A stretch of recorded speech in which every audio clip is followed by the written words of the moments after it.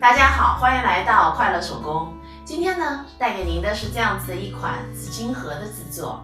之前分享过很多紫金类的收纳，大多呢是悬挂的，整个呢是比较柔软的。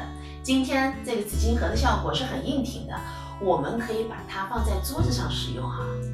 今天的视频中呢，会和大家分享咱们怎么样把柔软的面料做出这样子硬挺的效果。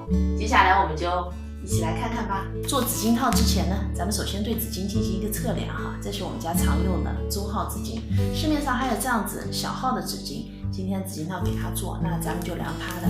首先呢，我们量横向的这3个面，这儿呢25厘米，然后纵向的呢，我们量一圈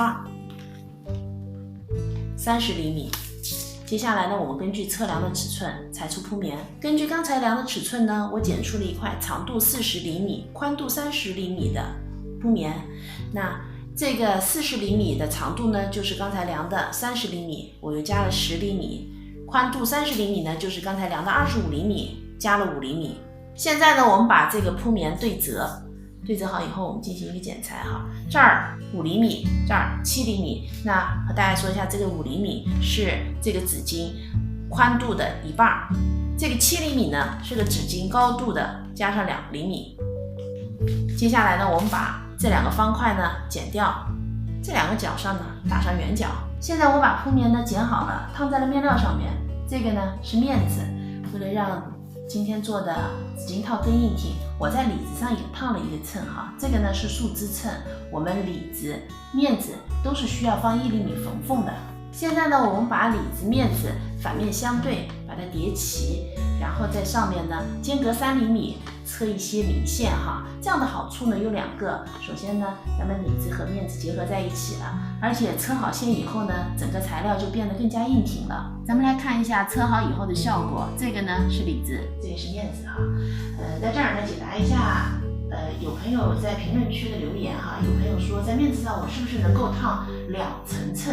那根据我的经验呢，我觉得在面子上如果烫2层蹭会造成蹭太厚，可能你烫不住。那我们像这个一样，面子上烫1层，里子上烫1层，然后再用刃线的方法把它组合起来，那这样子的烫蹭效果呢会更好。接下来呢，我们在这2边用里子裁出一个包边带，我们把它们包成光边。这2条边包好以后，接下来咱们把材料折叠一下。我们这样子折叠2边，折叠好以后呢，我们这儿车1条，这儿车1条，对面呢也是一样的。4条侧边车好以后呢，咱们这盒子的形状啊就出来了。那接下来呢，我们用包边带哈，这样子包一个边，那这面呢也是同样的包一个边。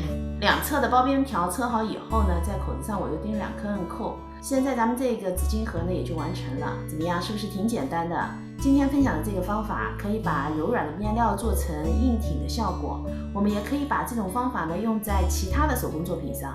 这期视频内容就是这些了，感谢您花宝贵的时间来看我的视频，记得要帮我点赞哦。咱们下期再见。